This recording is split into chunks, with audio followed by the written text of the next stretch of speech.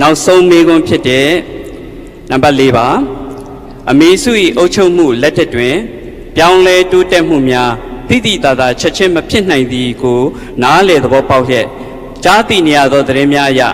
ဌာနဆိုင်ရာများတွင်လူတွေအစားထိုးမပြောင်းလဲနိုင်သလိုသူတို့၏မူတွေကရခိုင်အစိုးရလက်ထက်တိုင်းဖြစ်နေကြဆဲဖြစ်ပါသည်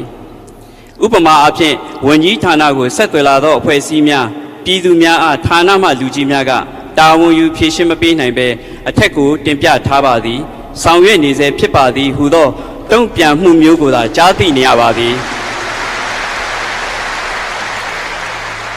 ထိုဖြစ်စဉ်များကိုသိရှိပါသလားမြည်တို့မြည်ပုံစီမံဆောင်ရွက်မည်ကိုအကျဉ်းချုပ်ရှင်းပြစေလိုပါသည်ခင်ဗျာအဲ့တော့ဒီလိုကြံ့ကြာတဲ့ကိစ္စပေါ့နော်အထက်ကိုတင်ပြရမယ်ကိစ္စဆိုတော့ဒီခါလေးလေးကျွန်တော်စဉ်းစားပါတယ်ဒါလက်လူချင်းတို့ပြောတာလားဒါမဟုတ်ဒါစဉ်းစားရတယ်လေအထက်ကိုတင်ပြထားပါတယ်အခုထိအခုတော့မပြီးသေးပါဘူးလူကြီးကိုမေးပါမယ်ဆိုတော့နည်းနည်းလက်ထိုးစေခြင်းလို့ပြောတဲ့ဟာမျိုးလားတကယ်ပဲအထက်ကနေပြီးတော့လုတ်ပိုင်ခွင့်မပေးဘဲနဲ့မလုတ်ရဲလို့လားဒီဒါမှမဟုတ်ပြင်းလို့မလုတ်ပေးတာလားဆိုတာအဲ့ဒါကိုကျွန်တော်တို့စဉ်းစားရပါတယ်စဉ်းစားတဲ့အခါမှာဒီလက်ပစ်လက်ယူနဲ့ကိစ္စနဲ့ပတ်သက်လို့တော့ကျမတို့အခုအစိုးရတက်တန်းဟာ6လတာပဲရှိတယ်ဆိုပေမဲ့ကြာဆင်းသွားတယ်လို့ကျမပြောရဲပါတယ်ကျမအများပြည်သူဘက်ကကြားရတဲ့စကားကဘာလဲဆိုတော့ဝင်ကြီးတွေကတော့လက်မစားတော့ဘူးတဲ့ဒါပေမဲ့တချို့အောက်ကလူတွေကလှုပ်တုံးမဲလို့ပြောတာတော့ဖြစ်ပါတယ်ဒီတော့ကျမတို့ကတော့အခုဒီအောက်ကအရာရှိတွေကနေပြီးတော့လက်ပေးလက်ယူလုပ်လို့ရှိလို့ရှိရင်တိုင်ကြားဖို့ဆိုပြီးတော့ကျမတို့တယ်လီဖုန်းနံပါတ်တွေအီးမေးလ်လိပ်စာတွေပါတယ်ကျမတို့တင်ထားပါတယ်အွန်လိုင်းမှာတိုင်နိုင်ပါတယ်အဲ့တော့တိုင်မို့လဲလိုပါတယ်ဒါကိုယ့်ရဲ့တာဝန်ကိုသိတာနော်ဝင်ကြီးတွေကလက်မစားဘူးဆိုပြီးနေဝင်ကြီးတွေကလည်းဝိဇ္ဇာတွေတော့မဟုတ်ဘူးအောက်ကဘယ်လိုလက်စားနေလဲဆိုအားလုံးတော့သိမှာမဟုတ်ဘူးတင်ပြမှပဲသိမှာတိုင်မှပဲသိမှာအဲ့တော့ကျမပြောချင်တာတတိရှိနဲ့တိုင်မှာ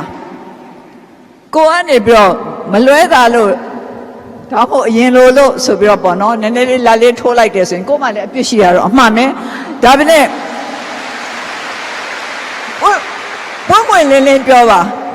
ကျွန်တော်တော့မြန်မြန်ရကျင်တာနဲ့အဲ့လောက်တော့ပေးလိုက်ရပါတယ်ဘယ်သူအိုဆိုလို့ရှင်တော့ရေးယူပေးပါမယ်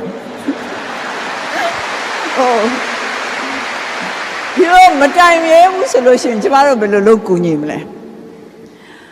ဒါတော့တတိလေးကတော့ရှိရမယ်ကျမတို့တတ်နိုင်သမျှလုပ်ပေးမယ်ဒါပေမဲ့